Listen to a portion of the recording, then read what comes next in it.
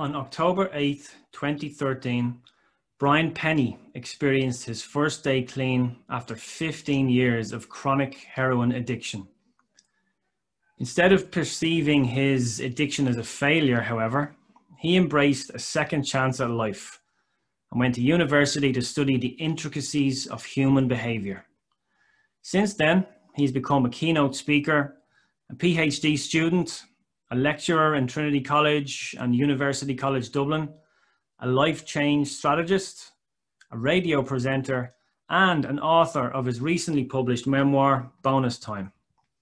Sit back, relax, and enjoy my really energetic conversation on the Work Well podcast with Brian Pennie. Brian, hello and welcome to the Work Well podcast. Thanks for having me, Brian. Really excited to be here. Looking forward to this now. Absolute pleasure. It really is. Well, first of all, how are you? I'm doing great. I have to say, like we're still in the midst of, we're not in the midst of lockdown or in COVID. We're sort of coming back into it, into the bad part at the minute. But one thing I've said, like with my story, like I was in addiction for years, and I'm nearly 7 years clean now. And I often say in the recovery that I've been in for the last few years, it's like I've been practicing for this kind of stuff, like the negative reactions and catching myself. So it's really interesting. COVID-19 has been a lesson for me to realize that that my well-being is actually in a very, very good place. I've been doing very, very well, I have to say, over the last few months. Excellent, yeah. And so you kind of touched on it there. I know you've got a degree in psychology, and you're currently doing a PhD at the moment, and we'll come to that. But yeah, that doesn't paint the entire picture, does it? Can you bring the listeners up to speed on your story to date? I will. Yeah. So it's really a lot of people. Like I'm doing a PhD, I'm doing a bit of lecturing and stuff like that. So people don't expect the story of where I came from. So I was a heroin addict for 15 years. And what I always say to people is, like, I hadn't got a heroin problem or a drug problem. I had an anxiety problem and a mind problem. I couldn't cope with my mind. I couldn't cope with, like, compulsive thinking. I couldn't cope with anxiety. I had a lot of trauma as a kid as well, I think, which primed me for a life of anxiety. And in my early teens, I started messing around with drugs. And when I was 17, I found heroin for the first time in my life. I'd done it. And I often describe my first time doing heroin as the start to the end for me. I remember it was like a warm, soft, warm blanket just wrapped around my soul and eased me away from that anxiety. And that's pretty much where I stayed for 18 years. And when I was 35, I had a near-death experience, and it shocked me into change. I went to first time seeking help. I went to a detox facility, went to a treatment facility, and I suppose you could say I was bitten by the bug of life, bitten by the bug of curiosity. I switched addictions to a certain extent. I went to college, and since then, yeah, I done a degree in psychology. I'm in the final year of my PhD in Trinity College. I got lecturing gigs in Trinity and UCD as well. I published my book in April, and I'm just all crazy about wellness and everything to do with well-being. That's my gig now. It's a dramatic turnaround. I mean, it sounds like it's been almost a whirlwind last few years. But you were 18 years effectively there in addiction, and then is it the last 5 to 7 years that you've become addicted to learning and almost a curiosity there, as you said?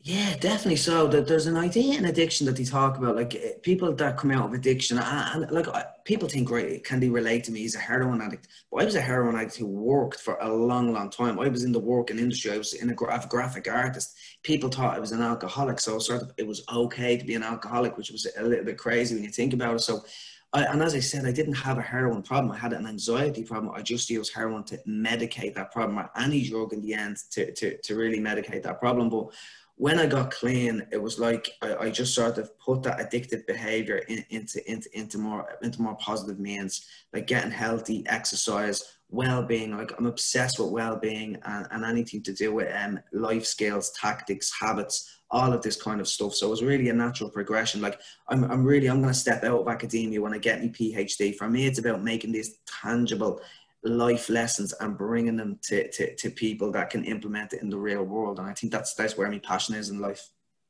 Okay, yeah, and talk me through then, so that when you did come clean, and you're interested in well-being, passionate about well-being, how did you come to choose psychology? Was that, again, you're just interested in that area and kind of bringing it back to, you know, your own learnings, sharing that with others, discussing that with others? Yeah, it was really interesting because I had this shift in perspective. I don't really know what it was, and like there was a really there was a momentous shift I had when I was doing a home detox at first, and I had this a grand mal convulsive seizure. It's a seizure when basically all the neurons in your brain fire at the same time, and I actually drove me teeth through my tongue. I split down the center of my tongue. I actually start my book with it with this scene. And that was like, I remember being in the hospital that evening. I was like, I'm always talking about the stories we tell ourselves and beliefs, that internal narrative, the inner critic, and we all have these stories. And my story was, I cannot cope with anxiety. I need heroin to survive. And I remember that night, it was like I dropped the story. And when I dropped my story, it was like it left a space to change. And when I finally got into detox, the proper detox facility, I remember on the 8th of October 2013, it was my first day clean.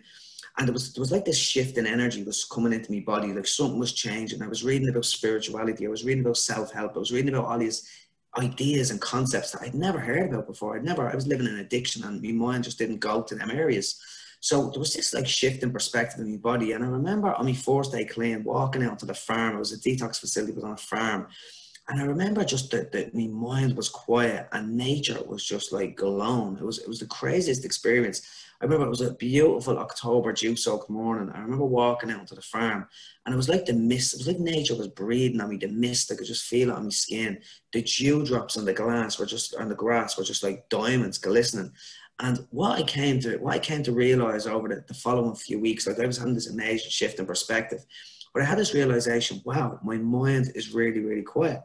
And I had this realization, wow, my mind was just like so busy racing my entire life. And I was so close, I could barely even see it. I just knew I was tormented. And when my mind went quiet, it was like anxiety left me. So I was fascinated by this. Like, why did I suffer? Why did I not suffer anymore? How could I share this experience with other people? And for me, there was only one place to go. And to answer your question, really, that was a degree in psychology. So I decided, I signed up straight away to do a degree in psychology. I went out in minute, and I haven't really looked back since. Fantastic. Yeah. And it sounds like such a sudden awakening there after 18 years. And you described that morning, that October morning so well. It sounds like, is it, I imagine with, you know, with addiction, there's such a danger of relapse. But it almost sounds like, just speaking to you now, I know it's 7 years now since, but even listening to your story from that morning, it almost seems like there was little to no danger of relapse. I mean, am I reading that completely wrong now, or was that just such a sudden awakening that you had, that you knew this was a real turning point?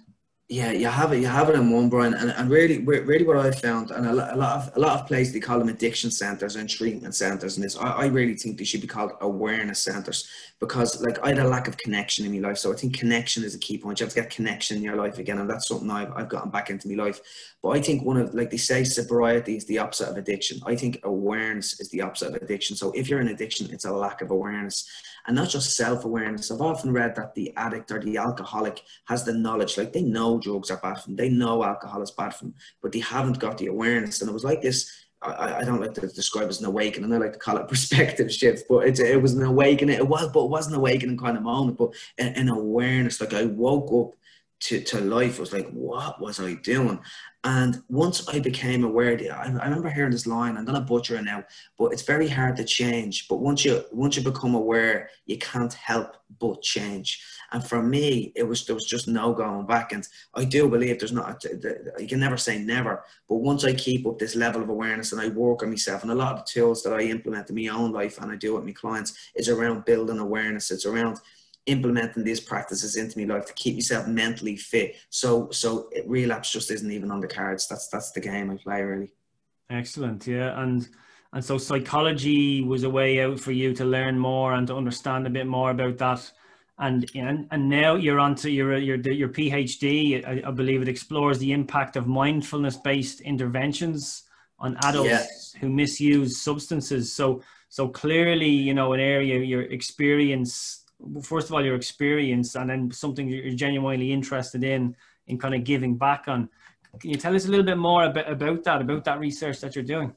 Yeah, well, indeed. So what we're looking at a couple of variables. We're looking at levels of impulsivity. So impulsivity is a multifaceted construct. Like it's like you have lots of different kinds of impulsivity: choice impulsivity, motor impulsivity. So we're looking at different aspects of that. We're looking at depression. We're looking at stress. We're looking at levels of mindfulness. So it's a mindfulness intervention in the Rutland Centre, which is like the Betty Ford of Ireland. I suppose you could say it's like one of the a really good quality addiction centre.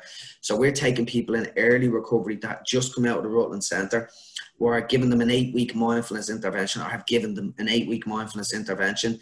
And then we're assessing variables before and after. So we're looking at their levels of awareness, their levels of experiential avoidance, personality, aspects of personality, impulsivity, depression and stress. And then we're looking at who the people that actually stay abstinent, because very few people stay 100% abstinent after any treatment centre. The statistics are not good. So what we're looking at is really a predictive analysis to see what variables predict successful abstinence. So it could be that, let's say, mindfulness interventions work really well for people in early recovery, but only if they are have high anxiety and high impulsivity. So it's really a predictive analysis to look at a more specified intervention technique to inform policy in the future. And there's a really interesting variable that I'm looking at as well. So we're looking at levels of craving as well, but I'm very much interested. When I got clean, like we're talking about transforming desires, or switching addictions. Like I done meetings for a while, and I went into the addiction circles, and I heard a lot of people talking about, if it feels good, I want more. And I was fascinated by this, because I didn't just play golf when I got clean. I played golf 14 times a week, and everything, it was like that addictive thing. Anything that felt good, I wanted more. Luckily for me, learning and spirituality and meditation, all of these kind of things, they were appetitive for me, so I wanted more of them, and I was lucky in that context. So I'm really looking at the relationship between wanting more, which I measure in terms of materialism and different levels of materialism, and just wanting more stuff. And we're looking at that relationship with addiction as well, and how it relates to mindfulness. And we're getting some fascinating insights there as well. So for the last leg of the chapter of the PhD, I'm going to do a big online study around looking at craving, wanting more, mindfulness, impulsivity, and addiction as well. So I'm very fascinated to see the results of this. Yeah, you're really interesting then. I imagine you'll be sharing all the findings once they're available. 100%. We'll be publishing all the articles, yeah. And the thing is, it's not just like people probably relate. We're looking at like high levels of alcohol use. Mm-hmm. So it would be a lot of the people that are out there. So it does apply to the everyday people as well. Yeah. Excellent. Look forward to seeing that. And yeah. You mentioned that. You mentioned that you're going to step away from academia once you completed the PhD. Will there not be a void there? The last 7 years you've been filling with, so a degree, I imagine a master's in there, a PhD. How are you going to fill that kind of education void? The education void, I'll be okay, I think. For me, it's all about learning. Like my PhD was, and my master's as well, was by research. So it's very statistical analysis. We're looking at code, and we're looking at different. I'm going into the deep sort of research, looking at specific variables and lots of methodology, lots of statistics. I'm not a lover of that stuff, and I don't. Even though I'm good enough at it, I can do it. It's not what lights me up. Like I often ask people, what lights the fire in your belly? And for me, doing a PhD and doing all that stuff was great, but it doesn't light the fire in my belly. For me, it's about teaching people about practical tools to implement in normal life. Like I love going to schools, colleges, workplaces.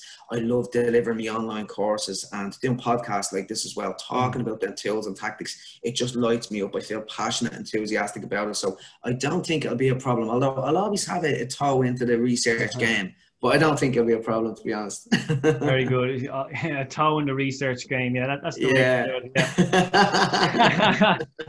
And I think, but you're already delivering. You deliver workshops and courses for Irish organisations already. So Irish workplaces. Can you tell us a little bit about those and maybe some examples of the companies you're working with? Yeah, 100%. So it started off for me delivering into schools and stuff like that. And then I got a great opportunity with AIB. So Bernard Bourne was the CEO of AIB at the time, and Carolyn Lennon is the CEO of AIR. And I was only starting my career. Now, I reached out to these people, like boldly sort of reached out to them in an email at one stage, and I got opportunities to interview them, and they gave me an opportunity to speak in the company. And Carolyn Lennon was one of the first, and I was bag of nerves. I was going into my first big corporate talk. And then Bernard Bourne asked me to go into AIB, and I was doing my first. It was a huge talk in AIB on a stage. They brought in recording equipment. Some of the leading execs, like he asked the leading execs from each department to come to the talk. It was called Change is Possible. No one knew what it was about. And I remember just being like a bag of nerves again on the stage. And like public speaking is now my greatest passion. I've said something I lean into fear. It's something that I'd like to do in my recovery. But I remember I started off nervous, but I just nailed the talk then. And I got 10 more talks from all the different departments in AIB. I was bitten by the bug of public speaking. And yeah, it was amazing. It was. And since then I've gone on to develop sort of courses around that. So I do courses on like values-based decision-making, self-talk, mastering your self-talk, and reducing stress, negative beliefs and stuff like that, and mental models. I'm big into, I'm delivering these courses into the Irish Management Institute as well, and to Davy Group as well, and a couple of other companies. So mental models really are just, they're psychological explanations of how the world works. And I've really delved deep into this research, like the likes of Elon Musk, Warren Buffett, Bill Gates, Arianna Huffington, all of these people, they explore these mental models. And it's a multidisciplinary approach of looking at the world. And it's these business people use them to great success in their worlds. And I still want to bring this to Ireland. So it's really like how to help people with creative thinking laterally, and using this multidisciplinary approach of these really foundational skills of ways of thinking your way out of problems and creative problem solving. And this is one of the big courses that I'd like to bring to the industry. That sounds class, yeah. And I hear you on nailing the public speaking there. Like it's such a great feeling, isn't it? When you do, isn't it?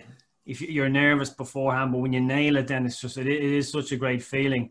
And it's a serious challenge as well. Like I think there's an amazing statistic out there, or a quote again, which I will butcher, about more people are afraid of public speaking than they are of death. Yeah, so I've heard it. It's a huge fear for many people. So when you absolutely nail it, and it's a challenge, like you said, like I don't think you'll ever get over that fear or that initial kind of adrenaline beforehand. But once you get into the zone and then you nail it, it's a really great experience. Yeah, it really is. I actually try to reframe it as well. So it's actually part of my self-talk course. Like they say, like they often ask athletes, were you nervous before the race? And they say, no, I was excited. So it's like, if you're excited or nervous, it's like sweaty palms, heart rate goes up. It's like that flight response. But if you reframe how you think about it, reframe your beliefs. So I remember sort of tricking myself into this at one stage about a year or two ago, saying, I'm really excited for the public speaking talks. And I remember before the talk, and I says, wow, I think I am actually excited. So like, how stupid is my brain? Like, I just have to tell it I'm excited. And then, so it's like reframing your story, and then you feel a bit different. But like you say, that sort of adrenaline, for me, it's like a tightening in the chest. It never goes away. It's always there. But I think you're in trouble if that does go away. It means you're not excited. It doesn't, yeah. Exactly, yeah, big time. You're definitely in trouble. Yeah, one, you're not loving it anymore, or two, you're not motivated to do a good job as well. So, yeah. Definitely. And you've touched on it a bit there as well. Kind of the way you reached out to a couple of those CEOs there, and I think you've got quite an interesting or innovative way of reaching out to CEOs and senior leaders. Would you mind sharing that with us, or would you be giving away some of your secrets there? No, not at all, not at all. It's on my website. I wrote an article about this, a retrospective analysis of the email that got me, what was it, an 81% success rate with Ireland's leading CEOs. And I remember I called it Taking a Punt. That was the subject line. And I emailed all of the leading CEOs in Ireland. I didn't know who they were. I just Googled them and guessed their emails. Like, so for somebody in AIB, which didn't work in AIB because they have a different platform, but it'd be like bernard.bourne@AIB.ie, and I literally just guessed the emails, and the amount of people that got back to me was absolutely incredible. And I've one of the people I spoke with was Fergal Nocton. He was the very first one, and I didn't realise that Glendimplex were one of the biggest companies in Ireland. And I went in as naive as anything, former addict, going in brash, bold, didn't know what I was doing, so naive. And I went in for a chat with him, and as coincidence has it, that was like 3 years ago, but I have another meeting with him now next week, which is really interesting.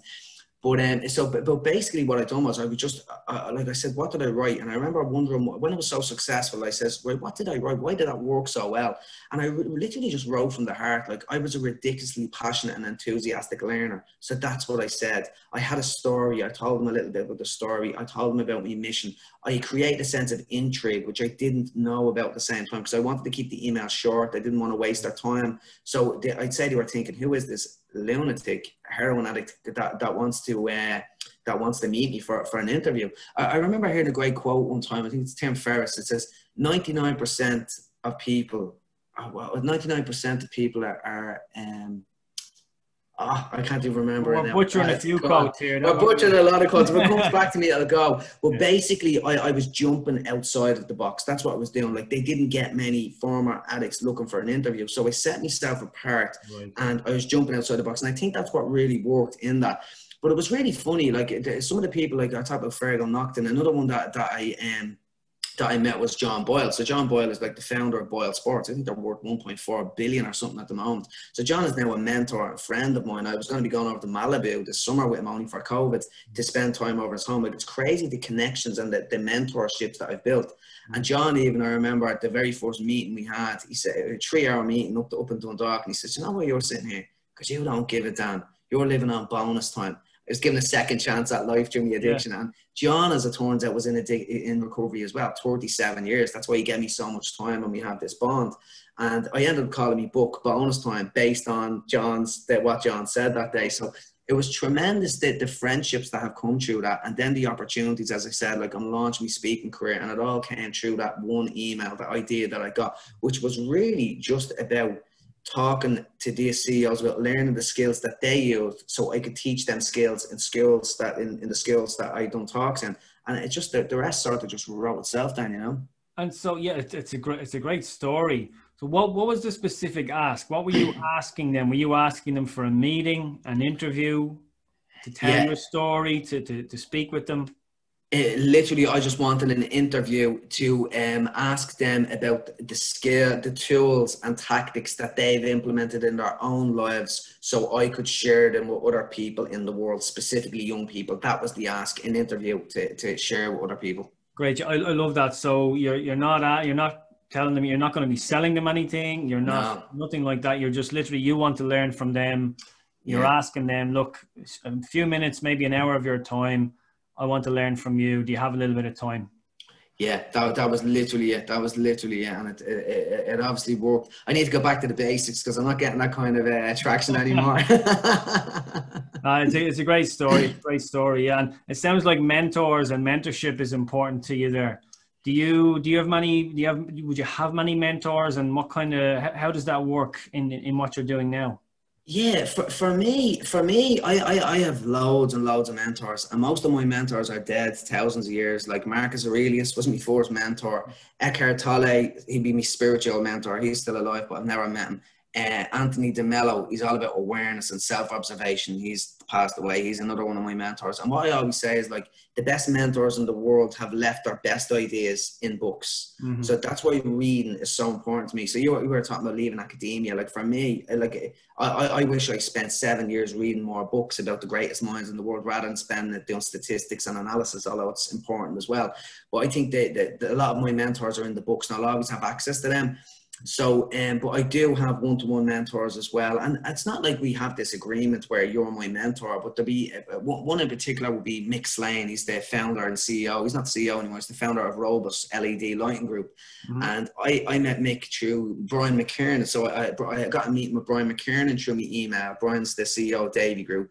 Brian put me on to Mick, who was a friend. Mick put me on to Bernard Bourne, who launched my speaking career. And I still meet Mick, even with Zoom call once every 2 weeks now. And he would just give me a lot of advice. He connect me with people. And it's really it's more of a friendship with these people. That's a mentorship as well, because they have been so far down the path. But in some incidences, it works both ways, because I'd share my experiences of what I've been through. So it does work both ways as well. But they are very, very important to me, I have to say. Excellent. Yeah. And are you mentoring anybody yourself now? Is that or is this something that you'd like to do?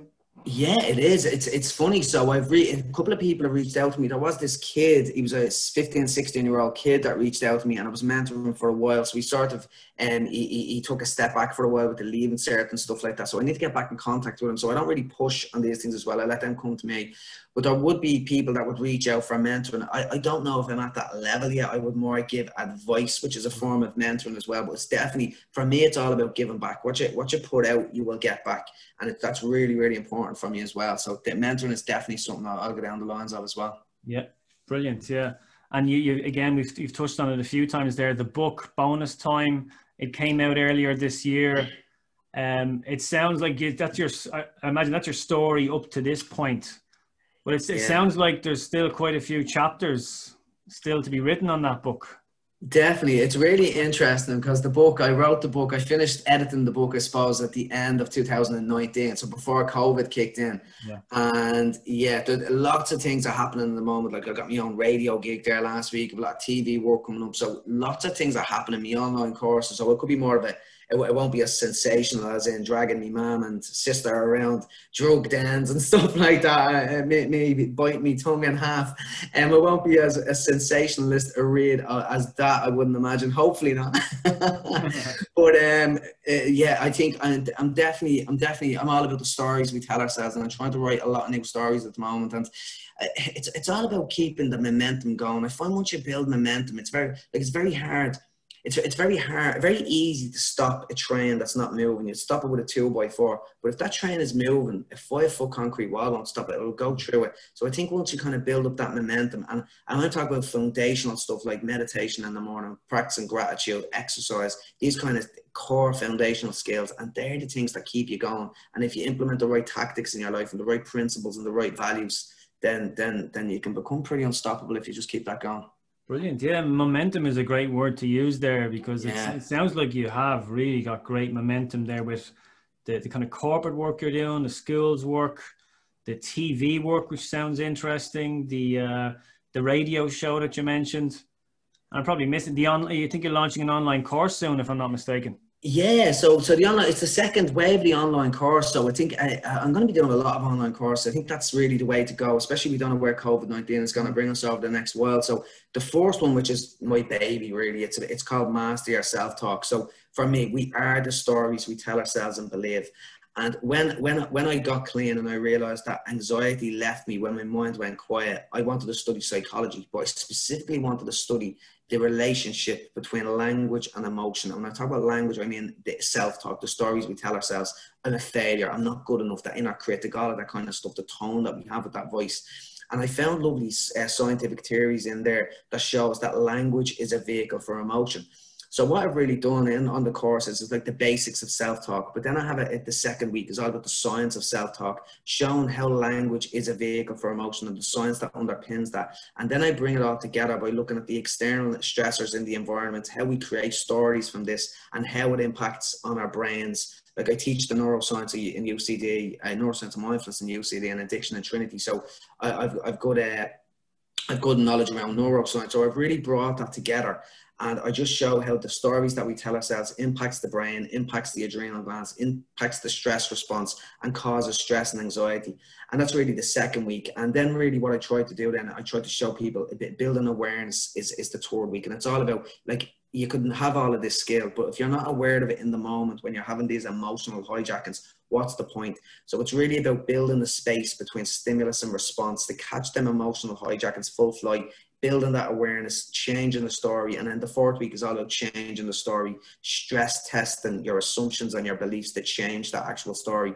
And I'm really, really excited about this. I think it's something that I think I can see me doing for the rest of my life, because for me, it was part of my whole story. I'm studying it for the science of it, and now I just want to bring it to the world, and something I'm really, really passionate about. That sounds class, and we'll be sure to put a link in the show notes to the course. Brilliant. Depending on when people are listening, they can sign up to that. That sounds fantastic. Excellent. Yeah. And come here, listen, how has COVID impacted what you do? Would a lot of your work have been online, apart obviously the in-person engagements, the speaking engagements, but has COVID significantly impacted what you do? Yeah, it's really strange. And I started off this talk by saying that COVID hasn't been, and I tell this to people, says this, I feel like I've been practicing for 7 years for COVID to come along, like in recovery, practicing all these skills. And I say it didn't really affect me, but the reality is, it didn't affect me on an emotional level. But the reality is, on the 29th of March was my book launch. I was supposed to go onto the Late Late Show, and that got cancelled. Oh, yeah, all the TV, my whole book launch got cancelled. All my TV gigs got cancelled. Ireland AM, Late Late Show, all that stuff. And it would have been a huge deal, I imagine. So the book really suffered as a result of that. But I remember the day, and then it was told on the same day that the bookshops are closing and that all the books are trapped in the warehouse. So everything I put me blood, sweat, and tears into for over a year was just taken away in the blink of an eye. But I remember just smiling to myself. I remember sitting there smiling to myself saying, wow, isn't it amazing how something like that doesn't even impact me? Like, I feel good. And it was even better than for me, it was having that realization that I walk me talk. What was in that book is I'm being true to myself, was more important than selling books and going on to the Late Late Show. So it didn't impact me from an emotional level. And then there's been another couple of things, like my PhD in the Rutland Centre was heavily impacted as well by COVID-19. We sort of had to cancel that and have to do another big chapter on that. And then obviously all the speaking gigs. But for me, like I said it earlier on, my story was, I cannot cope with anxiety. I need heroin to survive. My new story is, I'm the happiest person I know. Adversity doesn't stop me. It fuels my ability to thrive. So I always look at failure and all of these different things of reframing failure, reframing adversity and seeing what. So instead of saying, why me? Say, what can I do about this? So it's reframing your self-talk. Instead of having that victim mentality, that action mentality, what can I do about this? So that's when I started doing the online courses, and I started doing online talks. And I really just tried to build, to bounce back from that. And it's gone really well. I'm loving developing all these courses as well. So it's really about your perspective and your mindset around challenging events. I think that's really important. I love that, yeah. So reframing the adversity. I mean, what could you have done? What can I do about this? What could you have done about a global pandemic? Absolutely nothing. Absolutely Of course. So, but it sounds like, and you've adapted incredibly well. You've got all these online offerings now, and the momentum, as we've said, is really, really building. It's only a matter of time for that Late Late Show slot. With a bit of luck, You'll probably have another book out by then, and a few courses as well. So it'll be well worth the wait. Fingers crossed. Listen, Brian, you've been so generous with your time and all that knowledge and information you've been sharing. Where can people go to find out more about you and what you do? Yeah, so everything that I do, it basically is on my website. So it's www.brianpennie.com. That's Pennie. So my courses are there, my book is there, my videos, like everything I talk about, I create videos on. I'm a writer at heart as well, so a blog there as well. So all the tools and tactics that have changed my life and that I bring to the world, there's blogs, there's on all of that stuff there as well. So everything that is to find on me is basically directed towards that site. Fantastic. So brianpennie.com. brianpennie.com. Yeah. Excellent. Brian, listen, thanks again. Thanks so much for your time. Take care, and we'll talk to you soon. It was an absolute pleasure, Brian. Thanks a lot.